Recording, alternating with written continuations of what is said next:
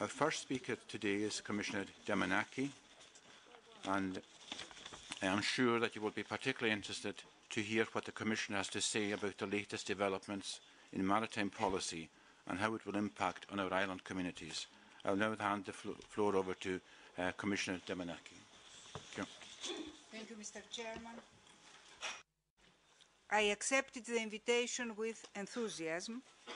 I want to convey my support to all the signatories present today. Your initiative makes you front runners in promoting an independent and environmentally sound energy supply.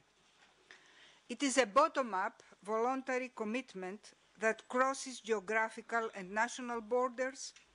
It links together authorities, territories, and ultimately people in a common effort towards sustainability. And this is exactly what our integrated maritime policy is all about. As Commissioner for Maritime Affairs, I often have to spend a lot of my time when I speak to other people arguing the logical case for an integrated approach to sea. But I feel I don't need to do it today.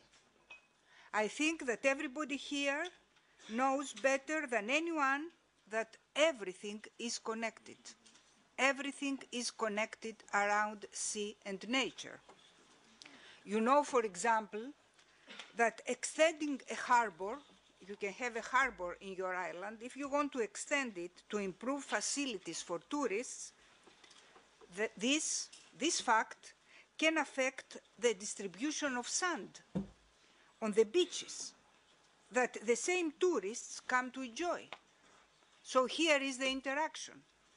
You don't have to be told, I'm sure that you know, that enterprises in innovative underwater technologies are more likely to flourish if they benefit from a thorough knowledge of oceans and seas. You are also aware that seas and oceans and our coasts and our islands are changing faster than ever before. Now the changes are too fast and we have to run just to follow these changes. And the people who live from the sea have had to adapt to these changes. Islands have to react to global economic forces. This is the reality. We cannot have a choice. This is just the reality. Fierce competition means that the marine engineering industry has to specialize and innovate in order to survive. We need to take advantage of new opportunities, such as offshore and marine energy, to generate growth and jobs. These common challenges mean that regional authorities from islands have more in common with each other than with inland regions. This is the reality. In the same country. Maybe in the same country, the islands have much more in common between them than between an island and an inland region. So your initiative can help a lot. It's absolutely timely. The same common challenges also prompted Commission President Barroso to pinpoint the maritime sector as a prime source of new growth, employment, and social cohesion.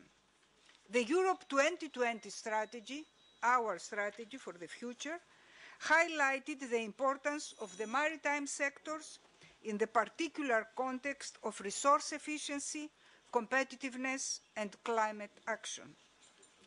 We know that there is a clearly scope for the oceans, seas, and coasts to unlock new sustainable sources of growth. And we must be capable of channeling these activities into industrial applications and ensure that they benefit society. This is what I call blue growth and blue jobs, and that is finding and applying sustainable growth scenarios for our seas and coasts. This is exactly what we are doing now. We are trying to explore these scenarios for having blue growth and blue jobs around our islands and across our coasts. So I think that we all can play a role here. When I'm saying we, I mean, on the one hand, we as European institutions, the Commission, the Parliament, the Council, and on the other hand, the Member States and you as elected representatives of communities. So you have a special role here. For example, you know that marine renewable energy systems have the potential to reduce our dependence on fossil fuels and cut our carbon emissions. The winds, waves, currents, and tides of European shore represent a vast clean energy resource that we have to tap into properly. Obviously, this will require huge investments, and this is what we are discussing nowadays, the investments. But these will be compensated by the savings on our fuel fossil bill. The same cost considerations apply to nuclear energy. You are watching what is happening to Japan today. The Japan nuclear disaster has shown that it is more and more expensive to produce safe and environmentally sustainable nuclear energy. This is the problem. So the cost of safety can be much higher than the cost of producing energy from renewable sources. The European Commission is now working on it. Is now working, trying to assess the cost of the safety through the tests we are going to have about the nuclear projects in Europe.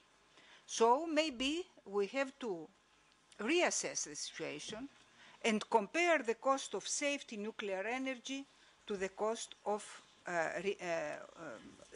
renewable energy sources. So the EU needs to provide the legal and political framework to trigger the transition and open new frontiers. It needs to flank investors in making the best choices for their own returns on the one hand and for sustainability on the other. You at the same time can talk to people and private industry and convince them that this is the way to go. Here is your role. You have to show them that maintaining both high environmental standards and high social standards is in fact a win-win choice. Explain that investing in clean technologies and creating new, attractive jobs in European islands is a smart move right now. You need to explain that initial capital investment or daily operating costs should not be the main concern. Long-term prosperity and a stable society are the long-term concern. Again, as Commissioner for Maritime Affairs, but also as a native from an island myself, I am particularly sensitive to the needs and challenges of islands and peripheral regions. A lot can be done in this regard within the remit of my mandate, and we are doing it. Let me inform you a little about what we are doing.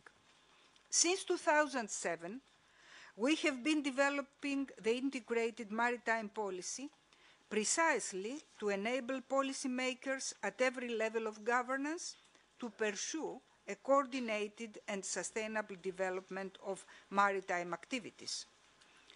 We have been devising a series of tools for this purpose, such as common systems for maritime surveillance and special planning, or the recent Marine Knowledge 2020 initiative.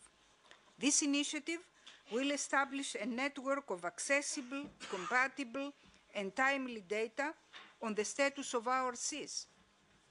Urgent issues such as maritime safety, substandard shipping, or short sea shipping are equally being tackled. In the energy domain, we intend to continue to provide EU funds for research and at the same time introduce clear policies in this field. I am working closely with my colleagues, Mary Geoghegan-Quinn and Güter Entiger, to ensure that our energy supply vision for the next decade is clearly set out, also and especially in its marine dimension. What does it mean? Let me put it straight. We need to put more focus on renewable ocean energy. What I mean here is not only offshore wind energy. I mean here also sea energy. For example, energy coming from waves, tides, the exploitation of algae, or thermal sea potential. We are now giving a lot of money in order to commercialize these ways, to commercialize the results of our research towards achieving this kind of energy. This energy is cleaner. It will help us to achieve our climate action and resource efficiency targets, and will aid the diversification of energy sources.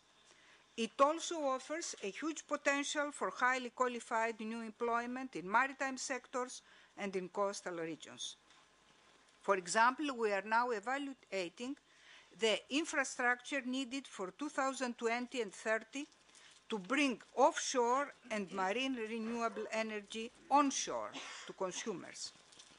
We also recently launched the Ocean of Tomorrow. This is a call for projects, which is an investment of 45 million euro in research projects on maritime activities. Fisheries policy is also moving forward with our proposal for a radical reform. I intend to discuss this proposal and give it for public consultation and for adopting next July. And this reform focuses on sustainability in all its aspects, environmental, social, and economic. I'm also trying to move the decision away from Brussels. This is not an easy task, referring to fisheries policy, as fisheries policy is an exclusive competence of the European Union. But we are trying to move decision-making away from Brussels, and this means that you will have a special role, a role for local authorities like yourselves, and a role for the regional and local communities.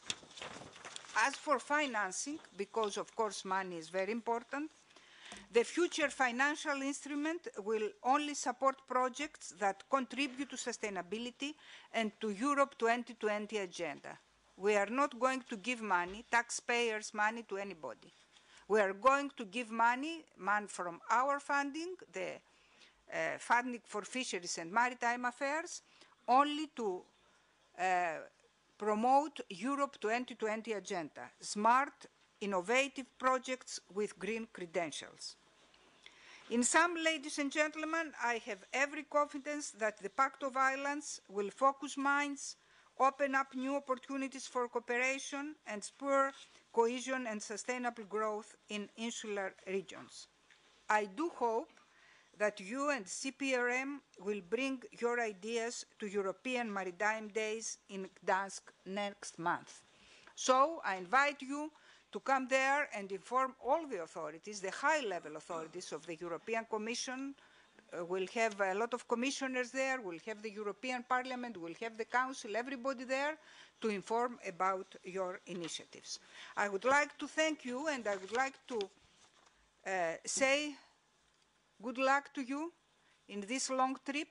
I'm sorry, Mr. Chairman, I cannot be here for the rest, but this is a difficult day for me, referring to the new events that are coming up from Japan.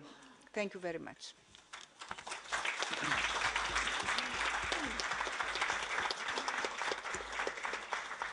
Thank you very much, Commissioner Damanaki, and we would like to thank you for giving up your time, and we much appreciated your speech.